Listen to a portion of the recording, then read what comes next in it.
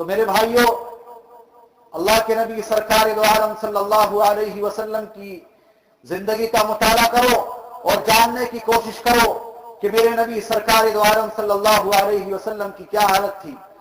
تو عبد المطلب کے بارے میں شاعر کہتا ہے، شیبۃ الحمد الذی کان وجہہ یضیء ظلام اللیل کالقمر البدری، کہ شیبۃ الحمد کو دیکھو، ان کے چہرے کو دیکھو، یہ رات کے اندھیرے میں روشنی پیدا کر دیتا ہے، ایسا ہے چہرہ۔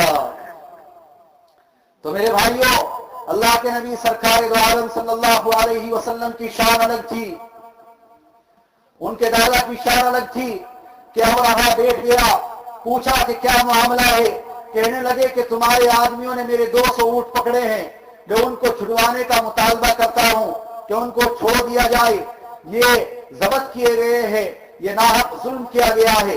ابرہہ نے کہا کہ میں تو تجھے عقل مند سمجھتا تھا، تو اپنے آباء و اجداد کا یہ کعبہ تو چھٹوانے نہیں آیا اور اس کو بچانے نہیں آیا، میرا خیال تھا کہ تو کعبے کے بارے میں بات کرے گا، لیکن تو نے کعبے کے بارے میں بات نہیں کی۔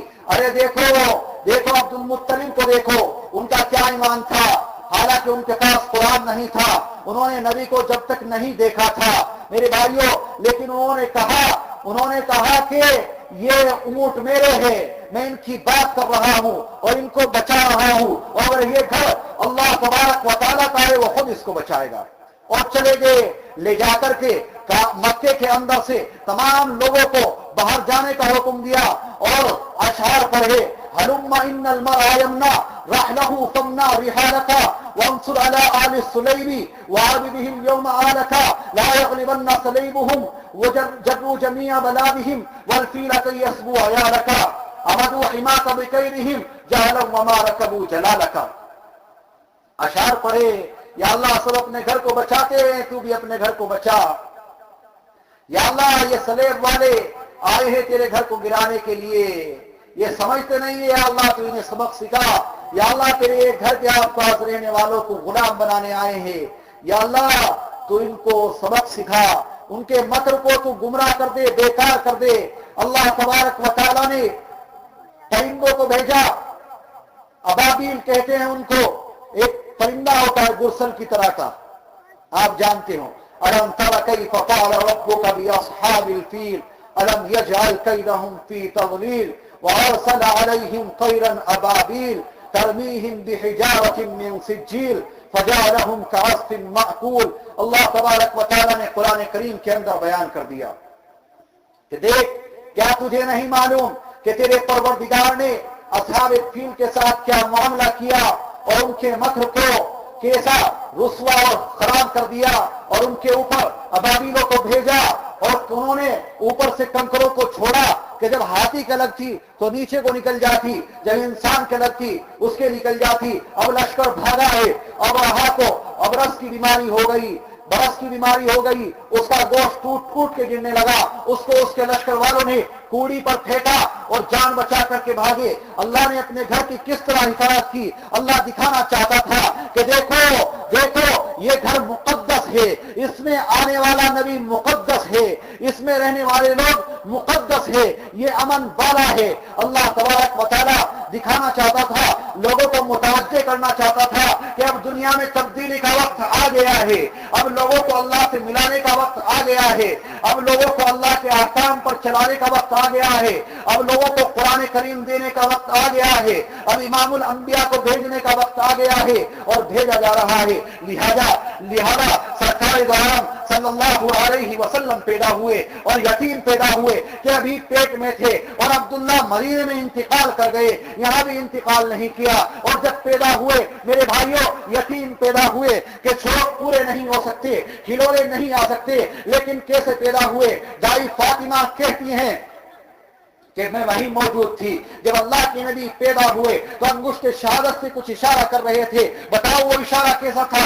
وہ اشارہ تھا کہ صرف ایک سے مانگو، صرف ایک سے لو لگاؤ، صرف ایک سے تمنا کرو، صرف ایک سے ڈرو، اور صرف ایک کی جستجو میں لگ جاؤ، ایک کی بات کو مانو۔ اللہ کی طرف اشارہ کر رہے ہیں کہ وہ صرف ایک ہے۔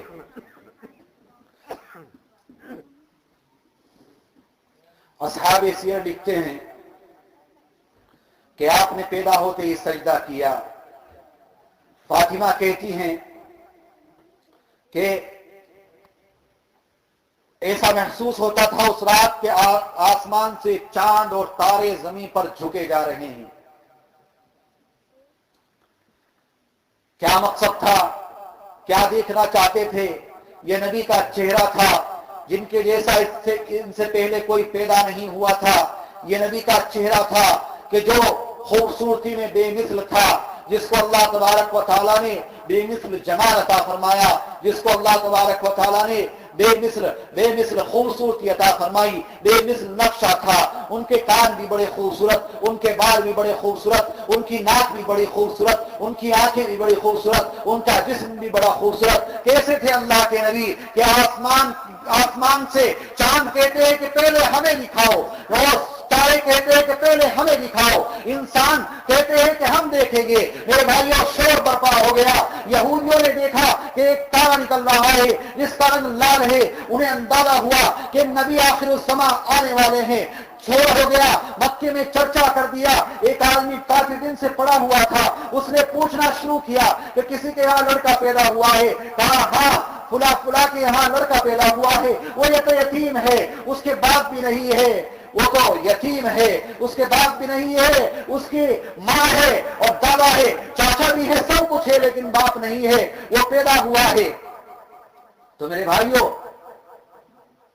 اس نے کہا دیکھ کر کے آؤ، کیا اس کی کمر پر پشت پر کوئی نشان ہے؟ آگے بتایا کہ ہاں ایک مہر سی لگی ہوئی ہے۔ کہا میں خود دیکھوں گا۔ اس نے دیکھا اور چیخ مار کر کے گر گیا۔ کہا آج بنو اسرائیل میں سے نبوت کا دور ختم ہو گیا، اور نبی آخر الزماں تشریف لے آئے۔ میرے بھائیوں، اللہ کے نبی سرکار دو عالم صلی اللہ علیہ وسلم تشریف لائے۔ اب عرب والوں کا معمول تھا کہ جب بچہ پیدا ہوتا تو اس کو باہر گاؤں میں بھیج دیا کرتی، وہاں تازی ہوا کھاتا، تازے پھل کھاتا، تازی سبزیاں کھاتا، زبان ٹوٹ جاتی، فصیح اور بلیغ ہو جاتا۔ تو پھر بچہ مکے میں آتا، طاقتور ہوتا، تازی ہوا کھانے کی وجہ سے، تازے پھل کھانے کی وجہ سے، اور صحیح زبان چل جاتی، کیونکہ دیہاتوں کی زبان بڑی سخت ہوتی ہے۔ تو لہذا بنو سعد کا قبیلہ آیا، ان میں ایک عورت بھی ہے جس کا نام فاطمہ ہے، جس کا نام حلیمہ ہے۔ وہ عورت ہے اور بڑی کمزور ہو رہی ہے، کیونکہ وہ بنو سعد میں قحط سالی ہوئی، کھانے کے لیے کچھ نہیں تھا۔ اس کے پاس ایک اونٹنی ہے اور ایک گدھا ہے، بڑا کمزور ہے۔ ایک گود میں بچہ ہے، بچہ بل بلا رہا ہے، رو رہا ہے کہ اس چھاتی سے عورت کی دودھ نہیں آ رہا ہے۔ جب عورت کچھ نہیں کھائے گی تو دودھ کہاں سے آئے گا؟ اور ان کے لیے کھانے کے لیے اس لیے نہیں ہے کہ اونٹنی بھوکی مر رہی ہے، وہ دودھ کہاں سے دے؟ بکریاں بھوکی مر رہی ہے، وہ دودھ کہاں سے دے؟ وہ تو ان پر گزارا کرنے والے تھے۔ میرے بھائیوں، آرے قافلے سے سب سے پیچھے رہ گئے۔ عرب کے اندر جب تمام داریاں گھومی اور انہوں نے سب بچے لے لیے، محمد کو دیکھتی تھی، ان کی قسمت خراب تھی، کہتی تھی یہ تو یتیم ہے، جب اسے لے کر کے آئیں گے تو انعام کون دے گا، اجرت کون دے گا، یہاں سے تو کچھ بھی نہیں ملے گا، ہم نہیں لیتی۔ اب حلیمہ بعد میں آئی، انہیں کچھ نہیں ملا، اور کمزوری کی وجہ سے کوئی دینے کے لیے تیار بھی نہیں تھا۔ تو میرے بھائیوں، آخر حلیمہ مجبور ہوئی اور انہوں نے اپنے شوہر سے کہا کہ لَأَذْهَبَنَّ إِلَىٰ ذَلِكَ الْيَتِيمِ وَلَآخُذَنَّهُ، کہ دیکھ میں تجھے کہتی ہوں، ضرور میں اس یتیم بچے کے پاس جاؤں گی اور اس کو لوں گی۔ اس کے شوہر نے کہا کہ ہو سکتا ہے وہ یتیم بھاگیوان ہو، وہ یتیم نعمتوں والا ہو، وہ یتیم بھائی سے رحمت بن کر کے آیا ہو، جاؤ اسے لے کر کے آؤ، میرا دل بھی کہتا ہے۔ ادھر حلیمہ نے جا کر کے محمد کو گود میں لیا، ادھر چھاتیوں سے دودھ اتر آیا کہ اللہ کے نبی سرکار دو عالم صلی اللہ علیہ وسلم نے بھی چھک کر کے پیا، اور دوسرا بچہ جو حلیمہ کا تھا اس نے بھی چھک کر کے پیا، وہ بھی سیراب ہو گیا، اللہ کے نبی بھی سیراب ہو گئے۔ اب گھر آئی، اب وہاں ہی جہاں قافلہ پڑا ہوا تھا کہ اونٹنی نے اتنا دودھ دیا، حلیمہ بھی چھک گئی اور ان کا شوہر بھی فل ہو گیا، کہنے لگا واہ، مجھے تو لگتا ہے کہ یہ بچہ بڑا مبارک ہے، ذالک نسمۃ مبارکہ، کہ مجھے تو ایسا لگتا ہے یہ بچہ بڑا مبارک ہے جو تو نے لیا ہے۔ کہنے لگی مجھے بھی ایسا ہی لگتا ہے، چلو۔ اور قافلے میں سب سے پیچھے رہنے والے سب سے آگے نکل رہے ہیں۔ لوگ کہتے ہیں، عورتیں کہتی حلیمہ سے، حلیمہ تو نے اپنی اونٹنی کو کیا کھلایا ہے کہ یہ تو آتے ہوئے ہم سے پیچھے تھی اور جاتے ہوئے ایسے طاقتور کیسے ہو گئی کہ اب بھاگی بھاگی ہم سے آگے جا رہی ہے۔ سب دیکھ رہے ہیں اور حیران و شزدر ہے، انہیں کیا پتا یہ اونٹنی اب حلیمہ کی سواری نہیں رہی، یہ تو امام الانبیاء کی سواری ہو گئی، جس کی سواری براق ہوگی اور جو چار لوگ ٹاروں سے کھیلے گا کہ جب اشارہ کر دے گا تو اللہ تبارک و تعالیٰ چاند کے 2 ٹکڑے کر دے گا، اور جو آب زمزم کا پانی پیے گا، اور جب جس کا سیر و تفریح کو دل چاہے گا اللہ تبارک و تعالیٰ اسے معراج کے لیے بلا لے گا۔ انہیں کیا معلوم تھا کہ براق پر سوار ہونے والا آج اس اونٹنی پر سوار ہے اور یہ تو سب سے آگے رہے گا، یہ تو سب کا امام ہے، یہ تو انبیاء کی امامت کرے گا، یہ تو وہ بچہ ہے۔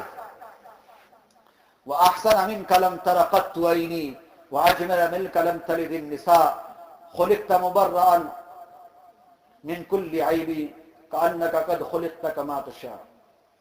میں تو فقط خاک ہوں، محمد سے ہے نسبت میری، یہ ایک ذریعہ ہے جو میری اوقات بڑھا دیتا ہے، یہ ایک ذریعہ ہے جو میری اوقات بڑھا دیتا ہے۔ تو میرے بھائیوں، اونٹنی کمزور ہی تھی لیکن اس پر سوار ہونے والا طاقتور اور بابرکت تھا۔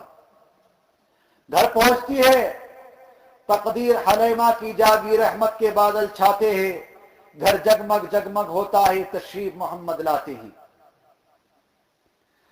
گھر کا ایک عجیب منظر ہے، بکریاں جو بھوک سے مر رہی تھی آج وہ دودھ سے بھری ہوئی ہے، اتنا دودھ دیا کہ تمام برتن بھر گئے۔ حلیمہ اپنی بکریوں کو چرانے کے لیے بھیجتی ہے تو چھکی ہوئی آتی ہے، اور دوسرے لوگ اپنی بکریوں کو بھیجتے ہیں تو بھوکی آ جاتی ہے۔ وہ اپنے نوکروں پر، اپنے غلاموں پر، اپنے بچوں پر غصے ہوتے ہیں کہ تم اپنی بکریوں کو کہاں چراتے ہو، کہ دیکھو حلیمہ کی بھی تو چر کر کے آتی ہے، یہ کیوں چھک جاتی ہیں اور آخر ہماری کیوں بھوکی آتی ہیں، جاؤ تم حلیمہ کی بکریوں کے ساتھ چرانا۔ لیکن یہاں حلیمہ کی بکریوں کو جو تخصیص تھی وہ ان کو نہیں ملی، ان کے ساتھ میں جو برکت والی چیز تھی وہ انہیں نہیں ملی۔ اللہ کے نبی سرکار دو عالم صلی اللہ علیہ وسلم کی برکت ان کے پاس نہیں تھی۔ میرے بھائیوں، یہ تھا میرے نبی کا بچپن، برکت والا، رحمت والا۔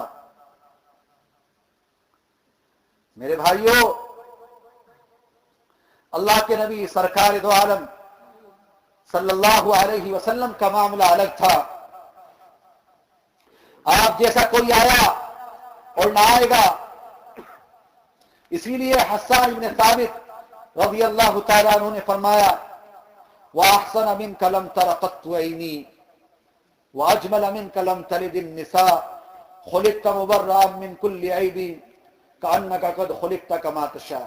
آج تک کوئی ایسے اشعار نہیں کہہ سکا جیسے حسان بن ثابت نے کہے۔